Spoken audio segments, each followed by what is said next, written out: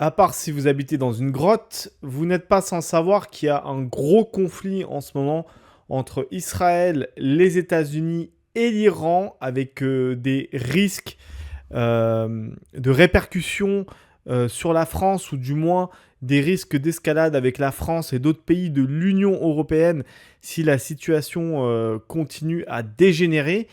Et cela pourrait avoir et a déjà des impacts sur les marchés financiers. Et aujourd'hui, on va essayer de décrypter un peu tout ça et essayer de comprendre ce qui pourrait advenir dans un futur proche ou sur du moyen terme. La première chose à regarder dans ce conflit, c'est le pétrole. Car le pétrole, comme vous le savez, est un pilier, un fondamental de l'économie mondiale qui doit être observé et surveillé comme du lait sur le feu. Donc on va démarrer cette petite analyse avec le pétrole.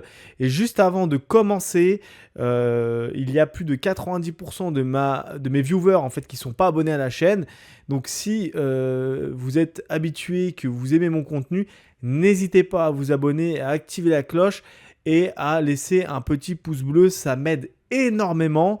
Vous, ça ne vous prend que quelques secondes. Donc voilà, je vous embête pas plus et on démarre tout de suite. Alors, on a pu voir ces derniers jours que l'Iran a fermé le détroit d'Ormuz. Et si le détroit reste bloqué pendant trop longtemps, il y a un risque certain d'une augmentation du pétrole. On pourrait même atteindre 100 dollars le baril, c'est ce qu'évoquent les hedge funds et les spécialistes. Et à 100 dollars le baril, le risque de récession sur les États-Unis est assez important.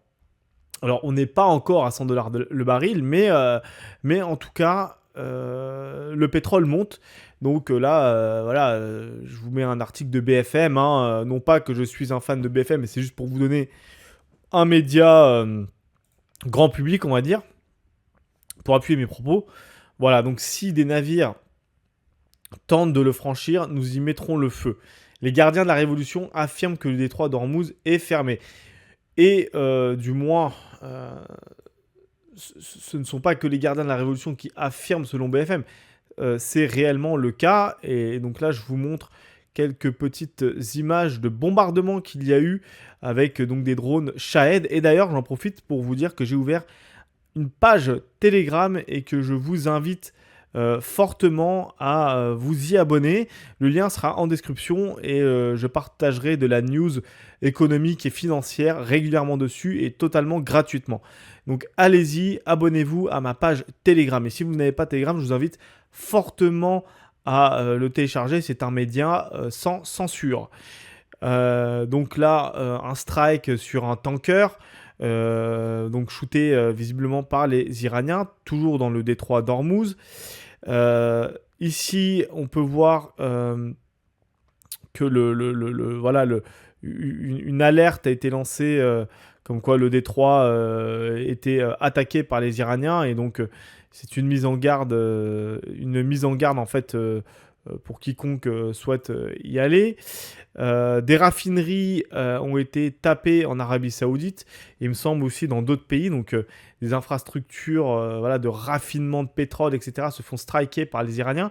Et donc ça, évidemment, ça fait monter le pétrole à la hausse. Donc voilà, là, des images indirectement de ces raffineries qui se sont fait taper par des missiles. Et donc, quelles conséquences ça a? Eh bien, ça a 7 conséquences. Comme vous pouvez le voir sur ce graphique qui nous montre le prix du pétrole, eh bien, le pétrole est parti à la hausse. Hein. On était autour de 65-66 dollars du baril au mois de février. Et là, on est au mois de mars, on est à 73 dollars. On a eu un pic au plus haut à 77 dollars du baril. Donc c'est une sacrée montée, plus de 10% d'augmentation du prix du pétrole depuis le mois dernier. Et si la situation continue de rester bloquée aussi longtemps, eh bien il y a un gros risque d'atteindre les 100 dollars, ou du moins atteindre 80, 90, puis 100 dollars le baril.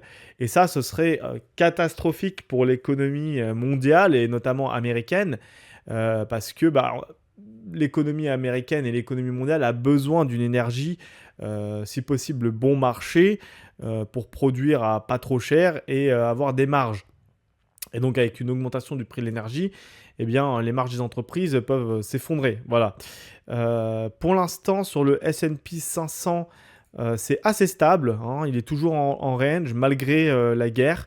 Mais moi, ce qui m'inquiète, et ça fait écho à ma dernière vidéo, c'est la moyenne mobile à 100 jours. Parce que comme vous pouvez le voir, on mord dessus. On mord la moyenne mobile à 100 jours, ce qui est assez dangereux. Et comme vous pouvez voir ici, lorsqu'on a tapé la moyenne mobile à 100 jours, on s'est bien cassé la gueule. Voilà, et c'est pas la première fois que c'est arrivé. Là, ça n'a pas trop descendu, mais on a mordu la moyenne mobile. Bam, on s'est pris une claque. On a tapé la moyenne mobile, paf, on s'est pris une bonne déculottée. Et donc là, on est en train vraiment de la mordiller. C'est assez effrayant. Alors, on peut aussi regarder en enlevant du bruit. On peut passer en 200 jours pour enlever un peu de bruit, pour avoir quelque chose d'un peu plus, on va dire, fiable. Et donc, lorsque l'on met la moyenne mobile à 200 jours, on peut voir qu'on a encore de la marge. Mais l'air de rien, on s'en rapproche de plus en plus, hein. Même sur la moyenne mobile à 200 jours, le S&P 500 vraiment est pas très loin. Donc si la situation continue à se dégrader, il y a un vrai risque pour que le S&P 500 tape la moyenne mobile à 200 jours. Et que là, par contre, si on tape la moyenne mobile à 200 jours, ça va chuter sérieusement. Donc vraiment, il faut observer, il faut vraiment regarder notre ami S&P 500 parce que il peut nous et du coup du moins regarder la moyenne mobile pour voir à peu près où on se situe. Si je devais vous donner un petit conseil, c'est la première fois d'ailleurs que je donne un conseil vraiment technique comme ça gratuitement sur YouTube. S'il y a une chose à vraiment regarder, c'est la moyenne mobile à 200 jours et à 100 jours. Alors pareil, hein, comme je vous ai dit, le pétrole, c'est vraiment quelque chose qu'il faut observer lorsqu'on a des placements financiers. Alors, autant ça peut être bien pour certaines personnes, hein, par exemple ceux qui sont investis sur des actions pétrolières, c'est plutôt bon pour eux parce que si le pétrole monte, les entreprises qui vendent du pétrole feront plus d'argent. Donc c'est quelque chose de positif pour ceux qui sont investis en pétrole. Mais voilà, pour toutes les entreprises qui dépendent d'un prix du pétrole bas, là c'est assez catastrophique. On a pu voir que les entreprises en plus pétrolières étaient très en bas de cycle en ce moment. Donc là, c'était le moment de faire les bonnes affaires. Et à mon avis, si la situation reste comme ça, il y aura de belles opportunités dans le secteur pétrolier. Voilà. Encore une fois, ce n'est pas un conseil en investissement, c'est juste mon point de vue sur la finance, l'économie, la géopolitique mondiale. Vous êtes maître de vos finances. Moi, je vous donne mon point de vue. Vous en faites ce que vous voulez. C'est à vous de gérer votre portefeuille.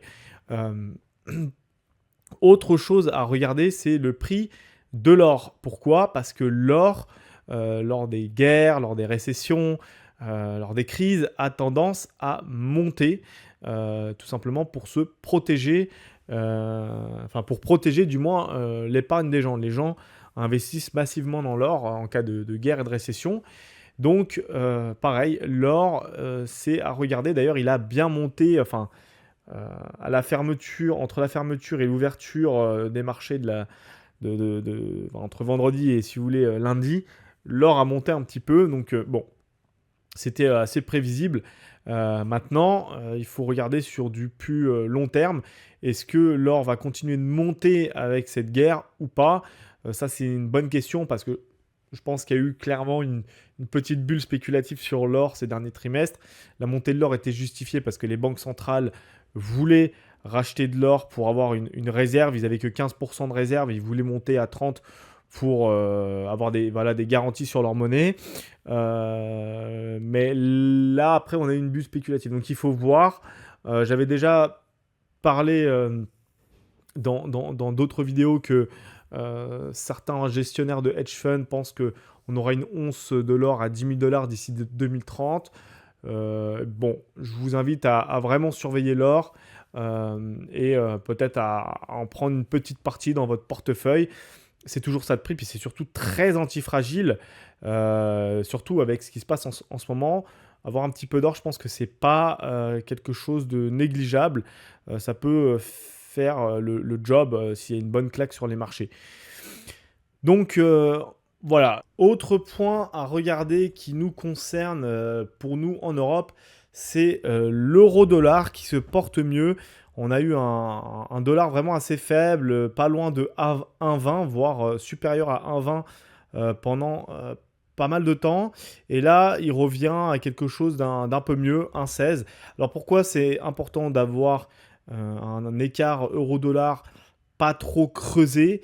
Parce que tout simplement, si le dollar est trop faible, eh bien, nos entreprises qui exportent aux États-Unis se font rincer, quoi. Enfin, je veux dire, ils engrangent moins de bénéfices. Donc, c'est bien pour nous que l'euro-dollar soit un peu mieux situé en ce moment, autour de 1,16. Ce serait bien qu'il perde encore 1 ou 2 points, enfin 1 ou 2 centimes. Ce serait encore mieux pour nous. Maintenant, c'est pas la seule chose à regarder, mais si vous êtes investi majoritairement sur des entreprises européennes, c'est mieux. Alors pourquoi le dollar a monté par rapport aux autres devises? Parce que le dollar, c'est quand même la monnaie refuge. Et donc, avec l'incertitude qu'il y a eu avec ce fameux conflit en Iran, eh bien, les investisseurs ont préféré liquider sûrement des positions et récupérer du dollar ou du moins échanger leur monnaie locale contre du dollar pour avoir une sécurité sur leurs capitaux. Autre point qui est assez important pour savoir ce qui pourrait se passer dans les mois à venir, c'est l'inflation aux États-Unis. Et ça peut nous indiquer sur qu'est-ce que va faire Donald Trump. Car, comme vous le savez, les États-Unis essaient de combattre l'inflation depuis plusieurs mois. Et pour cela, ils ont des taux relativement élevés. Et vous savez très bien que Trump veut baisser les taux de la Fed. Le problème, c'est que la Fed est indépendante. Et si l'inflation continue d'augmenter, ce qui pourrait arriver si le pétrole reste trop élevé, eh bien, dans ce cas-là, la Fed ne pourra pas baisser les taux. Donc, ce qui est dramatique, hein, si les Américains continuent à se prendre de l'inflation dans la tronche, ça pourrait être assez dramatique pour la classe populaire américaine, mais ça, c'est pas le sujet d'aujourd'hui. Ce qui est sûr, par contre, c'est que ce risque inflationniste sur le marché, sur les États-Unis, pèse, à mon avis, sur Donald Trump.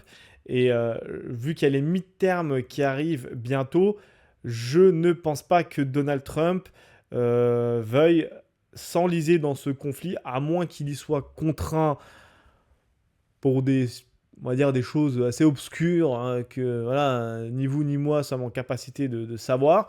Je ne le vois pas rester trop longtemps dans ce conflit en Iran. Ça ne va pas dans les intérêts américains d'avoir un pétrole qui monte trop, parce que ce serait très inflationniste et malheureusement la Fed ne pourra pas baisser ses taux si l'inflation augmente.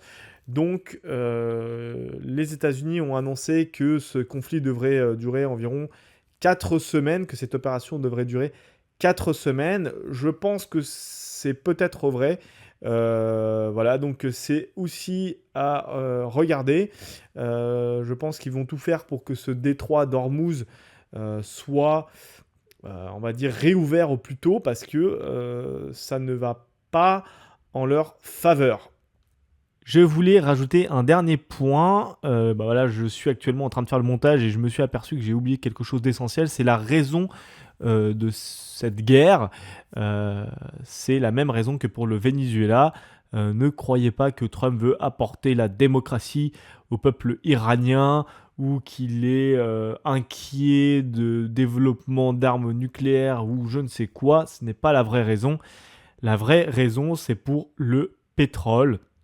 exactement comme au Venezuela, parce que le pétrole iranien représente 10% du pétrole chinois. Donc là, c'est un sacré coup dans le talon d'Achille des Chinois, car ils ont besoin d'énormément d'énergie pour leur industrie et leur consommation.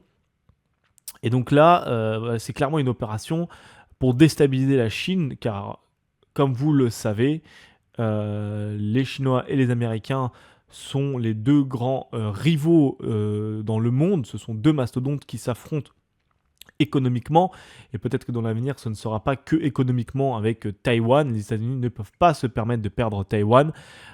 C'est un endroit très stratégique pour les semi-conducteurs, comme vous le savez.